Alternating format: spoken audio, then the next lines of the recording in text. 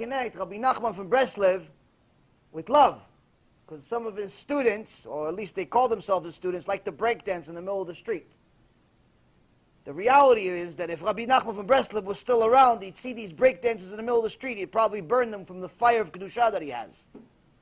That's not Torah. Many people say that the Lubavitcher Rebbe, Zecher Tzadik Livracha, was full of love. There's no doubt about it. But if he saw some of his students that tell their congregants to drive on Shabbat to Beit Knesset so they have a minyan, he'd also burn them with his Kedusha. It's not Chabad. It's fake Chabad. It's fake Breslev. Many of the people that call themselves part of one group or another, like we talked about last week, they're not really it. Many of the people that call themselves Orthodox Jews, they're not. Today I got a very, very sad and disturbing letter from a student of mine, and she says to me, why is it so hard for women of color and men of color, black women, black men, Spanish women, Spanish men, and so on, to join a simple congregation? Is it not a surprise that many go to Reform and Conservative? They're much more accepting. Just to me, I go to a Keilah, Orthodox, Sephardic, Ashkenazi, whatever it was, and all of a sudden people immediately question my Judaism, they question my conversion, they question my beliefs, but nobody else that comes there, they question. Another guy tells me a similar story. He says, yeah, I went to the minyan, I was born Jewish, just that my parents are black. Because their parents were converts and so on and so forth, but I'm already second generation Jew. But when I go to some minyan somewhere, they ask me if I'm Jewish, but they didn't ask the other guys if they were Jewish. And then I heard one guy says, no, I don't want to pray with him. So she asks me this horrible, awful question. How is this Judaism? What's the answer? It's not. It's not Judaism. It has nothing to do with Judaism. It has to do with Reshaim. Akol kol Yaakov, vayedayim yedei Esav. They sound like Jews. But in reality, they're Esav. A Jew that knows Torah, but has no midot, Gemara says, a dead animal in the street is better than him. A Jew that has an ounce of racism in his blood has to question his Judaism. Has to question his Yirat Shamayim. A Jew that looks at any other Jew as anything different than him, regardless of his eyes, his skin color, his past, whether he's a convert or a Baal Tshuva or a frum from birth. If he's a Jew, he's a Jew. You look at him different, you're a Rasha. Who said? Torah. At one time a student tells me a story where she went to the mikveh and she said, they told me I'm not welcome in this mikveh. And I told her, why are you not welcome in the mikveh? You're a woman, you're married. What's the problem? You fit the description of what's required for a mikveh. Married, Jewish woman, mikveh. What's the problem? She says he doesn't accept converts. I said, oh, he's not Jewish. We don't accept him either. These people are not Judaism. These are the Reshaim of the world. This is Erev Rav. This is Amalek. This is Esav. This is the worst people on earth. You distance yourself from them. You stay away from them. You're not even allowed 6 feet next to them. Them, atomic bomb is better. Because at least an atomic bomb kills bodies. They kill souls, these people. You stay away from them. It's not Judaism. It has nothing to do with Judaism. Racism has nothing to do with Judaism. You must love another Jew. Even more so if he's a convert. Even more so if she's a convert. There's no such thing as we don't accept converts. And the few keilot remaining in the world that say openly, we don't accept converts, they have a serious problem. And I know better than most how much of that problem is, because most of their keilah members that are intermarried come to me. Oh, my wife wants to convert. I'm like, yeah, but your keilah doesn't accept converts. He goes, I don't care about the keilah. I care about my wife. I care about my olam haba. I saw your lecture. I realized olam haba is real. Hashem is real. Torah is real. I have to do something about it. My wife wants the same thing. She said it's real. She wants to change. She wants to do this. She wants to do that. We have to convert. We have to change. I have to do tshuva. I have to do everything. I said, okay, no problem. Relax. What's the problem? He goes, well, I don't know. You're telling me that I can't do it because of my keilah? I said, no, I'm just saying that you can't go to that shul. He goes, yeah, but they accepted for me to come while I was intermarried. I said, yes, they'll accept you when you're intermarried, but they're not going to accept you when you're married appropriately to a convert.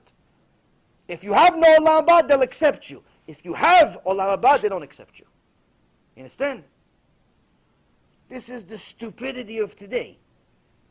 This is the foolishness of what we got to. The guy that's intermarried to a goya, come to minyan, we need you. The guy that's married to a Jew that converted, but a Jew is probably more righteous than anybody else in this room. No, we don't accept. Why don't you accept? Because he's a convert. Yeah, but she's more righteous than you. She knows more Torah than you too. What's the problem? No, it's a takana. It's a takana. We changed something. A rabbi said, okay, the takana, fine. She's a Jew. The takana was for someone not to convert. She already converted. It's finished. To encourage conversion within your community, no problem. But she's a Jew already. She's a Jew already. You have to love her. The Torah says you have to love her. Your takana is not above the Torah. So the reality of it is that people smear Judaism with their garbage. They're racist sometimes. They're prejudiced sometimes. But I want to remind everyone that's not Judaism. The only thing that makes Judaism Judaism is the Torah. If what is being done conforms with the Torah, it's Judaism. If it's against the Torah, it's not Judaism. It's people. People are people. Judaism does not depend on the Jews. Judaism depends on the Torah. Sometimes the Jews are the best representation of the Torah, and therefore they're the best representation of Judaism. But sometimes not. Sometimes no. The prophet Yechezkel told us a little bit about this. And after seeing all that's happened, he says it's time for the end of days. The prophet Ezra. It's time for the end of days. It's time for the salvation. It's time for good. Time to do tshuva. In chapter 9 of Ezra,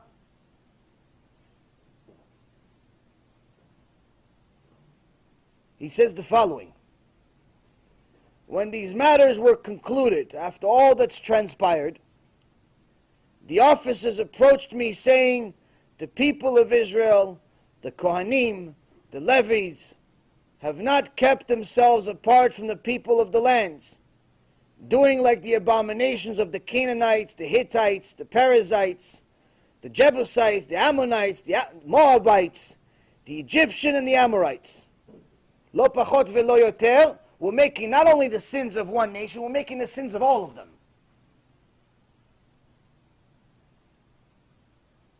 Not just America, but America, Africa, Europe, China. We took everybody. We make sins like that, we're going to do it here. He does idol worship, we'll put that Buddha in our living room.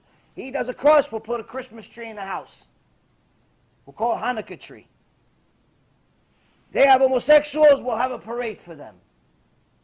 All this craziness. It says all of the nations, the worst of all the nations, they're doing all of it. For they have taken their daughters in marriage for themselves and for their sons, and the sacred offspring of Israel have intermingled with the people of the land. And the hand of the officers and the chiefs has been foremost in this transgression. He says not only is Am Yisrael is making the sins of all the nations, not just them, all of them. So at the time of Ezra.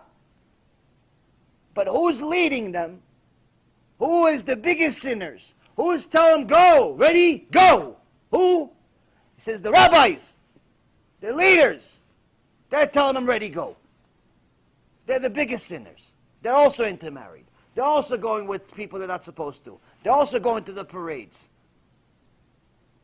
And Ezra says, when I heard this, I tore my garment and my cloak, I tore my hair from my head and my beard, and I sat down in silence. Ezra sat Shiva on the entire nation. He says, this, if Hashem doesn't destroy us now, what will be left? Baruch Hashem, Hashem has a lot of mercy for us. And He continued giving us more and more opportunities. The problem is that we're making the same problems now. But we don't have Ezra.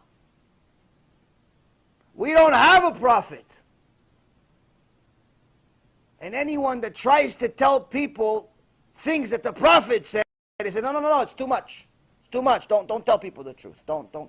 It's too much. You hate them. I'm like, why I hate them? Why I hate them? You hate them. Why? Tell them to keep Shabbat? Yeah, you hate them. Why? Tell them to keep kosher? Yeah, you hate. That's hate. It's hate speech.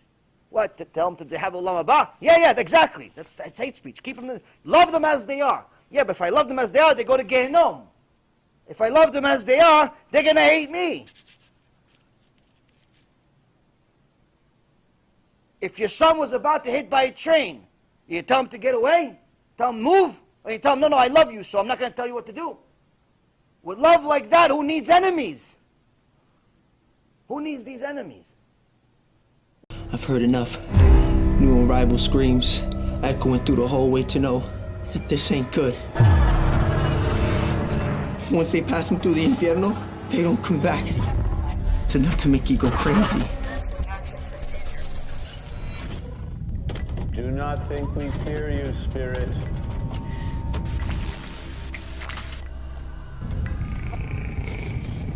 We know your power is born of evil. This is your last night in the land of the living. You understand me, malevolent demon?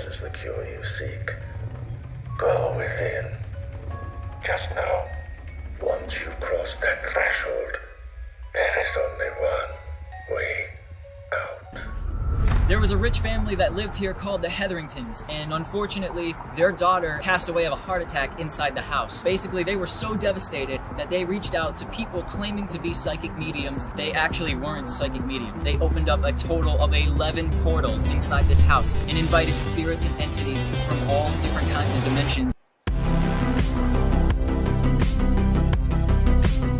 Well, I think there are certain pieces of evidence that there is an afterlife. Resurrection of the dead is affirmed pretty clearly in the Talmud and the Midrash. To be honest with you, to give this lecture is a nightmare. If it was up to me, I wouldn't do it. There's going to be some graphic details. This place is a maze. That person after death went to a place called Sheol. This is by far the largest near-death experience study that has ever been conducted. People go to a place and they experience weird things. And sometimes they actually will see a character of some type. Well, where did that come from?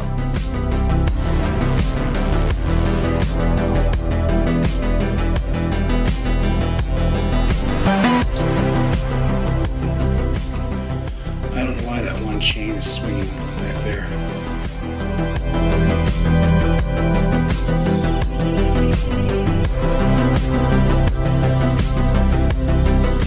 They may describe feeling profoundly peaceful, seeing a bright, warm, welcoming light. Some people describe watching doctors and nurses working on them with incredible accuracy.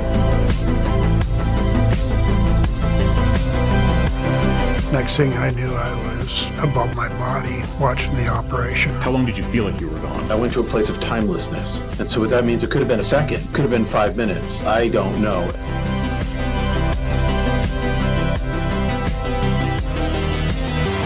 Can you imagine waking up from your sleep and not being able to move? As I'm lying there, I realized that there's an evil presence next to me. Do you believe that angels, demons exist? Holy dude, get out of here! Oh my god, dude! Strange things keep happening. Bizarre nightmares, as if I'm on fire. Whoa, what the hell is this? Man, I've got bad chest pain. Satan's Hollow is what it's called, the portal to hell. Some people calling it an eye of fire, while others said it looked like the portal to hell opening up.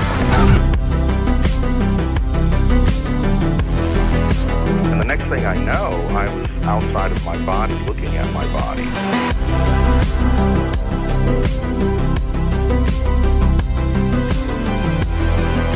What I'm going to do is called claromancy, the art of throwing lots or throwing bones. 2,000 years of experience, passed down, recorded, of how demons work. God has them all on a leash, and he lets the leash go enough to let them tempt us, because that's what makes us spiritually stronger. I'm trying to be as graphic as possible so you understand what we're talking about. It's your ticket to reality. It's your ticket to freedom. It's your ticket to immortality. Is there an afterlife? Is there a God? This is the type of information that can keep you away from the Yetzirah. What happens to us after we die?